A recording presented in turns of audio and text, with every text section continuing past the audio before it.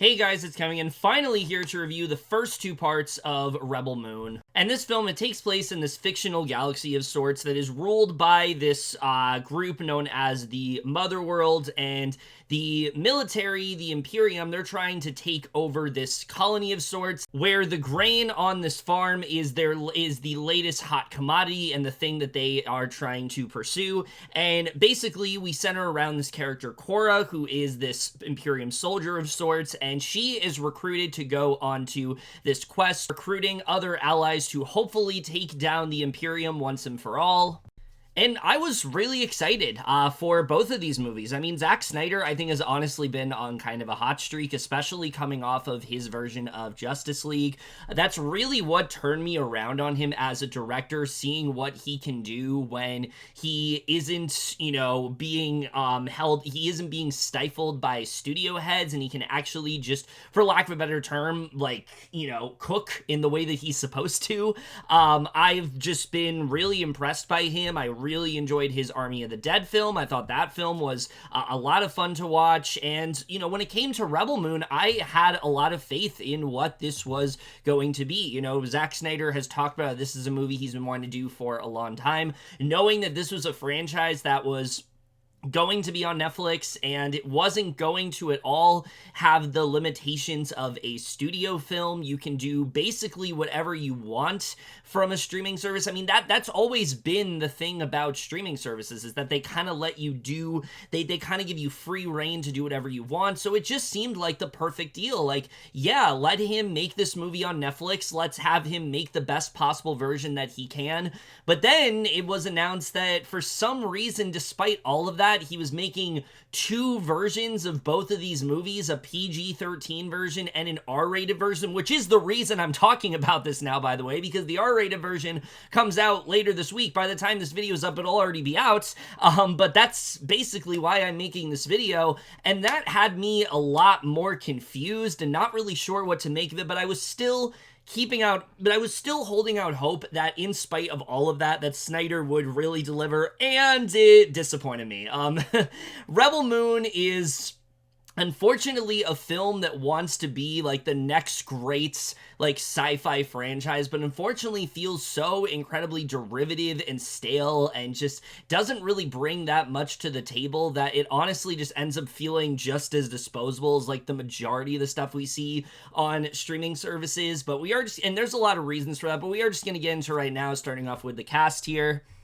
And when it comes to the cast in this movie, I think that's one of the things I was most looking forward to. There's a lot of actors here that I just really love, and I was really excited to see what Snyder was going to do with them. And again, I think that's something he does really well. He always plays to actors' strengths, and when it comes to this film, I mean, with the performances, everyone really does do a very good job here, particularly when it comes to Sofia Boutella. I think is very good in this movie. I've always enjoyed her as an actress, but I've never really felt like she's had that one role that really makes her stick out. Yes, she was great in Star Trek Beyond and things like that. I really liked her in Climax, but she isn't one of those actresses where I can point to that one role that just really showcases her true potential as an actress and really gives us a chance to for her to sink her teeth into it. And I think this absolutely is it. I think despite the character that she's playing, which I'll talk about in a bit, I think Boutella just really put her heart and soul into this role. You really feel for Cora, you understand how important this mission is for her, but you also recognize how much she is struggling throughout this movie, and I think the Boutella does do a really good job here. She brings a level of emotional heft to this film that it otherwise just simply wouldn't have had, and I really did like her performance here. And then Hounsou is the other really big standout. I really enjoyed his performance in this movie. I think he works very well as Titus, someone who is this very old but very wise general of sorts, and kind of forms this bond with everybody. I think he gives a really strong performance here. The rest of the cast here, honestly, just isn't really given a lot to do, but I think the performances that they give are good. Ed Skrein always like him, liked especially recently. I think he's done some really great work, and he is definitely very menacing as the villain in this film. You definitely really do fear him, and you really detest just the kind of person that he is, and I think that he does do a good job with that. Michael Huisman's really good here, Doona, Charlie Hunnam,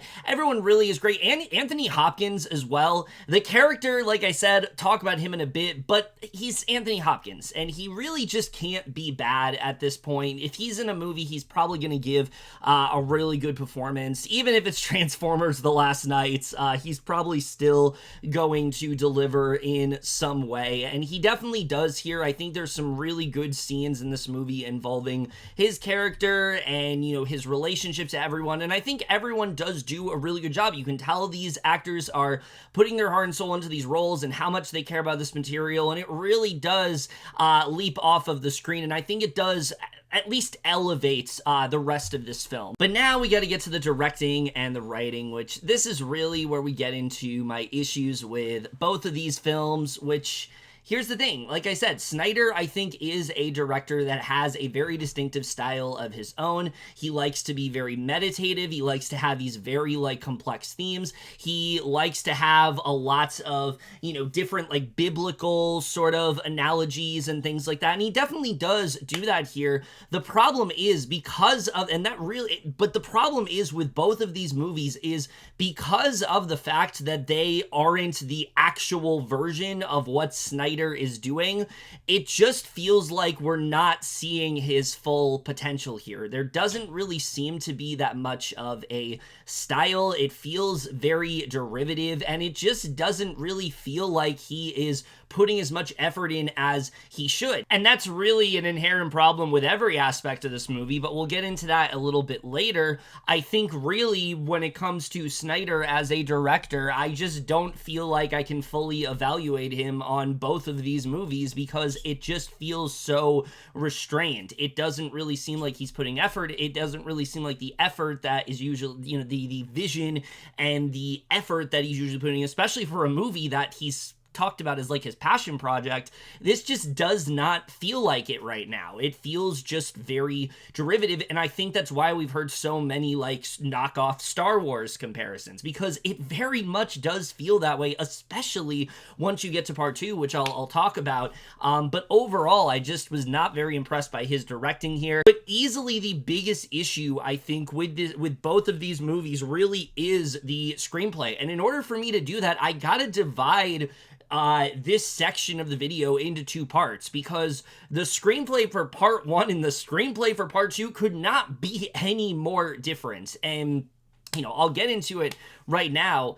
The screenplay for both of these movies are so incredibly dull and stale, and for a movie that is supposed to be like this huge epic of sorts, and it was going to, you know, kick off this franchise and really just finally hopefully give Netflix that like big, you know, that big IP that they've been searching for in terms of movies. They have plenty of it when it comes to TV, but movie-wise, they don't really have it that much, and I feel like they were really betting on Rebel Moon being that IP for them, and I just don't think that's going to be the case, at least not these versions. I think that's going to be the case because for what is supposed to be this really rich and epic film, this feels so incredibly stale and dull and really does not end up doing much of anything to really move the needle for me. When it comes to part 1, I mean, the entire movie, essentially, despite the fact that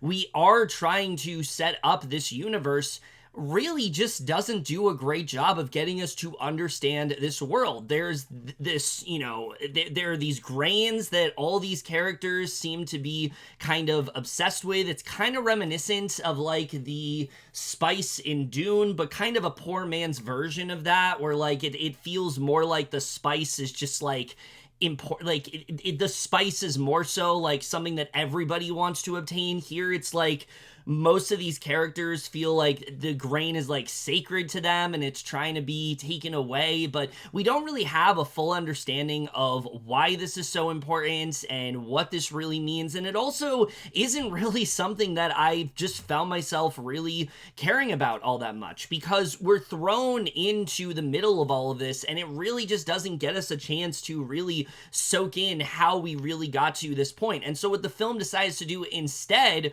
of trying to like kind of flesh everything out and kind of get us to understand all these different characters' relationships, instead the film wants to just, talk directly to us about what each of these characters have gone through. And the problem with that is that it's not done in a naturalistic manner.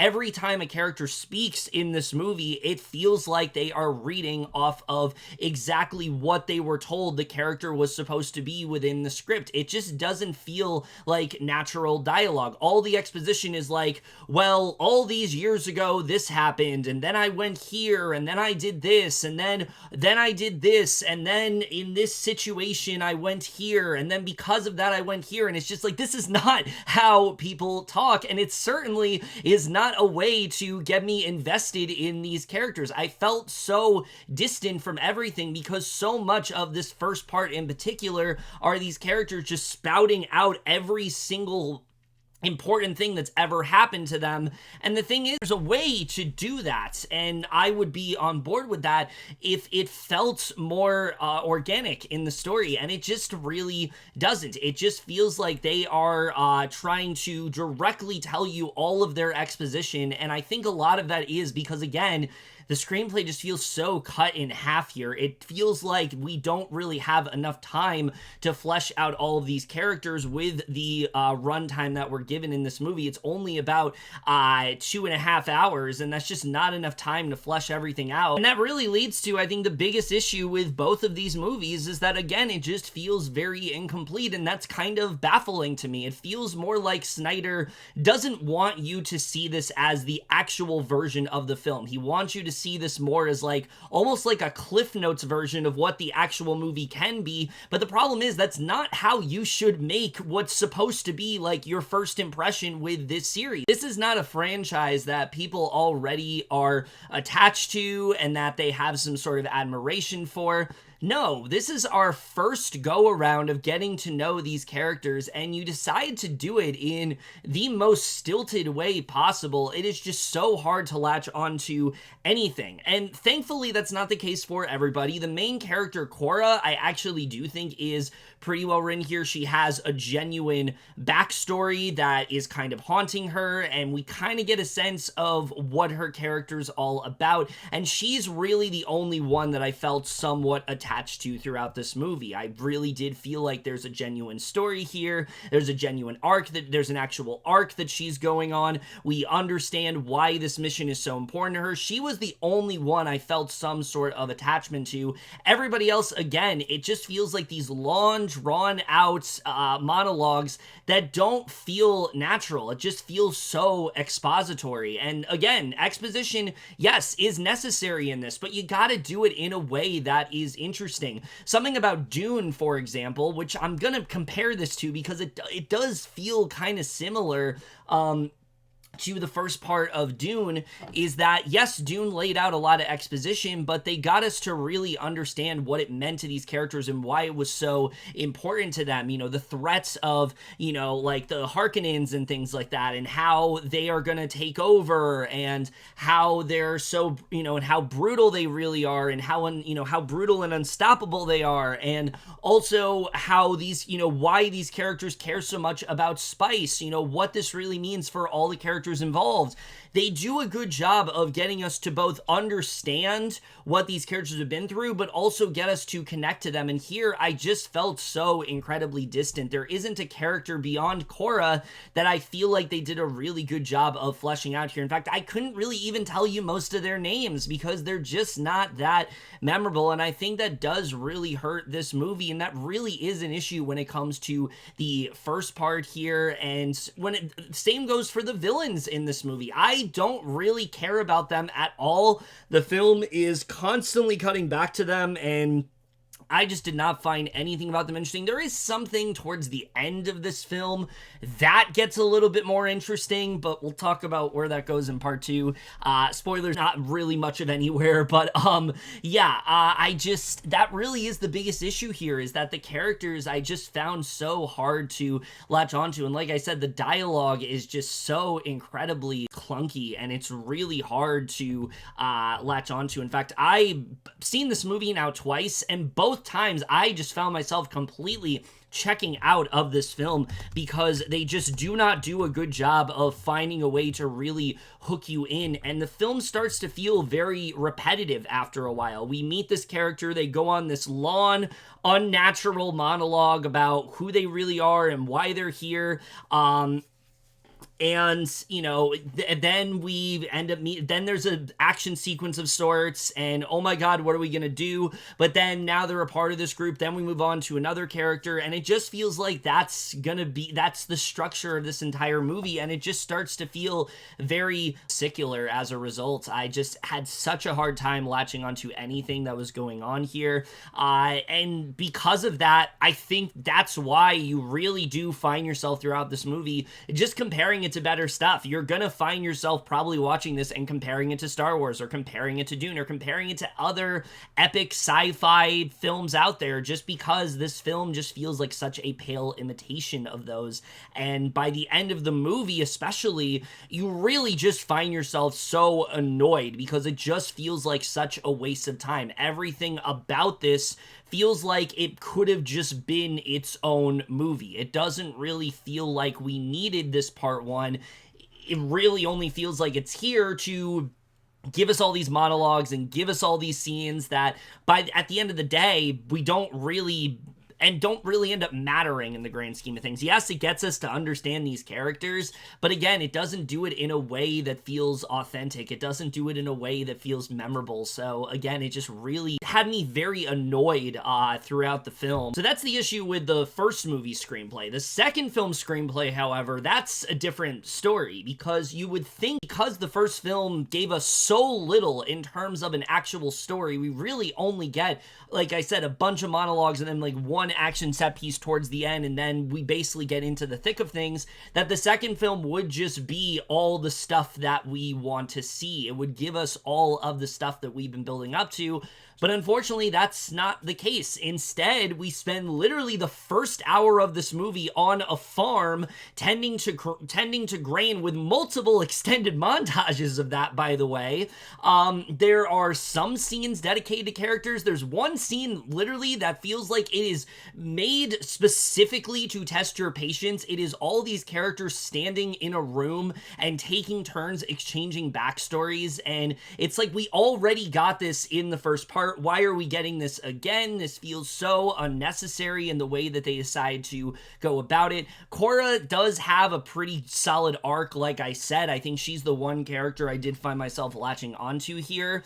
But then because of the fact that the first hour of this movie is dedicated to kind of nothing, third act of this film really needed to bring it in terms of a story, and I shit you not, the second hour of this movie, which by the way, the movie's only like 2 hours long, so literally half of the movie is dedicated to nonsense. Yes, it's stuff we need to see, like them recruiting allies and building up this army and trying to, you know, train to go against the Imperium and things like that, but the rest of this film is literally just one long action set piece. So you see the problem here. There's just so little substance going on within this story, and it doesn't really feel like by the end we've amounted to much at all. In fact, the way this movie ends, it even tells you that this isn't the story, that this isn't even the main conflict. The actual main conflict isn't going to start until the third part. So yeah,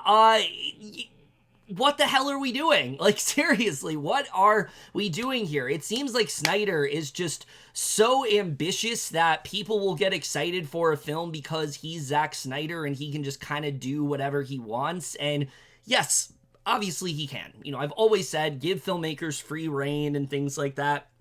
But I really do feel like he just needed somebody to consult him and say that maybe you need to dive a bit deeper into things. Maybe this feels just a bit too bare bones, and it really just seems like he didn't have that. And as a result, we have two screenplays here that are just so incredibly uneventful, and they just feel so unnecessary, but also so maddening towards the end. By the time you wrap things up in the second part especially, you're just kind of wondering what the point of all of this was. If we're not gonna get to the actual story until the third part, why did we spend 2 movies of quite literally, nonsense, of just exposition? Like, that really is what these first 2 parts feel like. It's just like an extended trailer of sorts for the third movie, and I think that is a terrible way to tell a story. You need to find a way to establish a conflict and get us to really latch onto it, and it doesn't really seem like that's something that Snyder wanted to do here, and I think that really just ends up bringing this film down. And there is a relationship of sorts that forms in part 2 that they really want us to latch onto, but the problem is they have done such a poor job at getting us to really see these characters bond and interact that I just felt absolutely nothing towards it. And 2 movies in, I can't say that I feel any sort of connection to these characters. Korra, sort of, because like I said, there definitely is a backstory there, but everybody else, not really. I didn't really feel like I got to know anybody. I didn't really feel like I understand, where they've gone. I don't really feel like these characters have grown in any significant way. If anything, again, this just feels more like a placeholder for the next movie, and that's just not how you construct a franchise, let alone one that no one really has any prior exposure to. I think it's just, again, such a puzzling way to put together this project all around. There's even a reveal of sorts that happens at the end of part 1, and I thought, okay, we're gonna get something really interesting in part 2, but they, apart from like a couple scenes, they really don't end up doing much of anything with it. So like, why reveal it in this part? Why not just reveal it in part 2? I think they honestly would have been better off if they did that. And I think, again, that really just comes down to that, again, we didn't need these to be 2 separate movies. I think if you just combined it into one, it would have been much better off. And I think that both films would have felt, I think the film would have just felt so much more well-rounded overall. Now, I am going to switch gears here and talk about the cinematography, which, yes, from a visual perspective, I think this film absolutely does deliver. The look and feel of everything, they do a really good job of making it feel very lived in. I really did find myself captivated by the visuals here. I think they did a good job on that side of things, and I definitely did feel like they did a good job in making this world feel like something of its own, but it also doesn't feel that distinctive. A lot of the time it does kind of look like Star Wars, but not exactly Star Wars, and you definitely do kind of get that vibe here, but it definitely is one of the better elements of this movie. I think there's some really good shots here. The action also really does end up delivering. Yes, there's a lot of slow-mo, but that's honestly one of Snyder's like signature traits at this point. That's something I've come to expect in his films, so if I was to complain about that here, I would have to complain about that in every single one of his movies, and that just doesn't seem like something that's necessary, so it really wasn't a problem for me because that's just to be expected at this point. And I actually do think there's some pretty good action here. I think the action set pieces actually do work really well, particularly in the second part. It really does end up delivering, so I did enjoy a lot of the action sequence here. And the score by Tom Holkenborg, I mean, he really just never misses. He's one of those composers where he just always ends up delivering something exciting. He finds a way to add to the he does find a way, I think, to add to what is lacking in this movie. He makes everything feel a lot weightier. He makes the film feel a lot much more I think cinematic than it really does feel, and I think he does do a really good job with that. It's this very grandiose type score, and I think he does do a really good job with that, and I did really enjoy the musical score throughout both of these films. And the editing, I just don't is really the biggest issue. But I think really what it comes down to, the biggest issue of both these movies has to be the editing here, because like I've hinted before, neither of these films are what's supposed to be the official version, and I totally understand that. For some reason, Snyder wanted to, I guess, recapture the magic of what worked with Justice League, but I think he kind of forgot why that ended up working. It wasn't because of the fact that he did two different versions. It was that he was handcuffed from doing the original version because of the way that Warner Brothers treated him, and he kind of got, and because of that, he wasn't really given, they kind of just because of the fact that he was unable to direct the film due to personal things going on within his family, they kind of just did whatever the hell they wanted, and it felt so removed from his original vision, and that's why he made Zack Snyder's Justice League.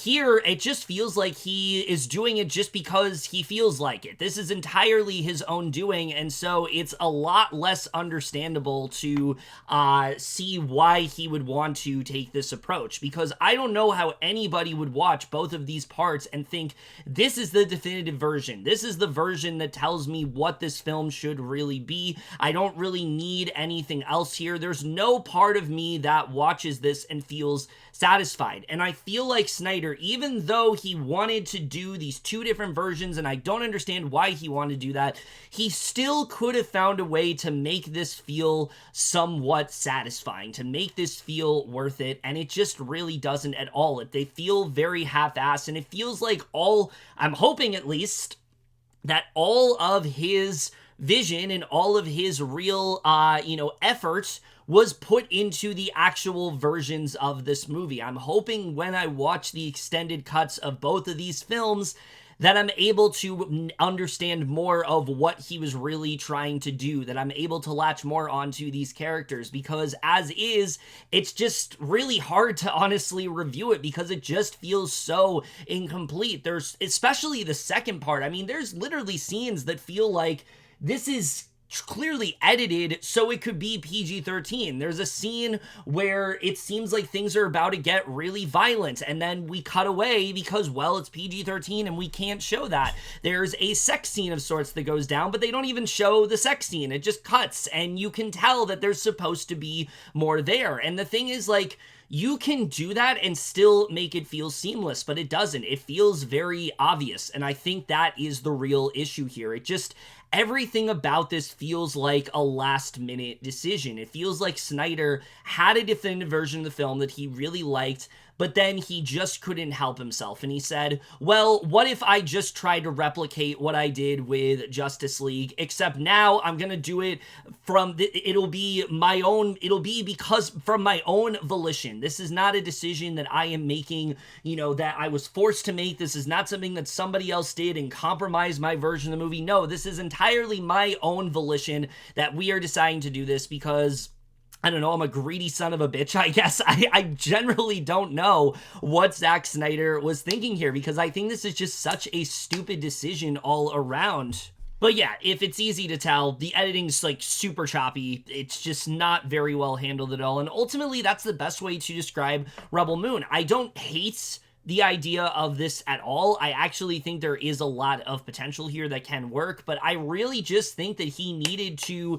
either just try to improve this version of the film, or just ditch it altogether and just release the version that you intended. You're on a streaming service, and you really have no limitations or anything that is keeping you from making the film that you want to make. Netflix movies normally don't end up getting this like huge theatrical release, and because of, there's not going to be a mandate. There's nothing holding you back. Why not just release the film that you intended and make sure and make it so audiences are able to, absorb that film and really latch onto it and feel that inspiration and feel that passion in the way that you have for all of these years. This is supposed to be your passion project. This is supposed to be the film that you have been struggling to make all your life, and it just doesn't feel that way. Instead, it just feels like yet another lazy throwaway Netflix movie, and I don't think that's at all what Snyder intended. So the whole thing is just really bizarre. I just don't understand why you would go about it this way, but yeah, overall, I just don't have a lot to say about either of these movies. I think that I think that there is a lot that it does do well. There's some really good action set pieces. There is some all right world building, but some really poor and just overly expository dialogue that feels very unnatural, very thin characters, very heavy focus on exposition, but also very choppy editing. Just makes it really hard to latch onto both of these movies. There is some promise with the way things do wrap up, but the way things end especially just really will have you infuriated. And I think my honest advice to you, even though I have not seen parts 1 and 2 yet, if you have not seen the theatrical cuts of either of these films, I would honestly just wait until the extended cuts. 1, because they're longer, but 2, it just feels like that's the one that Snyder is putting more effort into. That's the one that he really wants you to latch onto, and that's the one that he's going to probably deliver more of what we expect from him. There is a level of passion put into this from a cast perspective. I can tell that Snyder's heart is in this, but this just in no way feels like the definitive version of what he wanted to make, and ultimately, I think that's what really just ends up bringing this entire thing down. So overall, I think both of these are just such huge disappointments. I guess I will grade both parts overall, even though it feels kind of weird to do that just because of the fact that they do feel so incomplete. But I will give part 1 overall a C, and then part 2 I have to give a D+. I'm hoping the extended cut gives us a reason why these need to be 2 movies. I'm hoping the extended cut gives us a deeper dive into these characters. I'm hoping we get more of an explanation on the world building and emphasis on, you know, why certain things are so important to characters. Give us more layers to the villains. Give us more layers to everything else going on. Just give things more of a purpose, and I think if they're able to do that, I could honestly see both of these films working out, but I also hate the fact that they might work out because it's actually going to make this seem like, because it's going to make these 2 movies feel that much more insignificant, feel that much more feel that much more unnecessary, and it's just going to continue to just piss me off the more I think about it. But anyway, guys, in my review of the first 2 parts of the theatrical cuts of Rebel Moon parts 1 and 2, I will be doing reviews for the extended cuts, and I hope that there's a lot more I'm gonna get out of it, because I just feel like, especially considering how little was put into these, I just really hope the extended cuts end up delivering. They definitely have a lot to live up to, and I feel like if they are anywhere near as just derivative and stale as these are, I'm really gonna be annoyed, because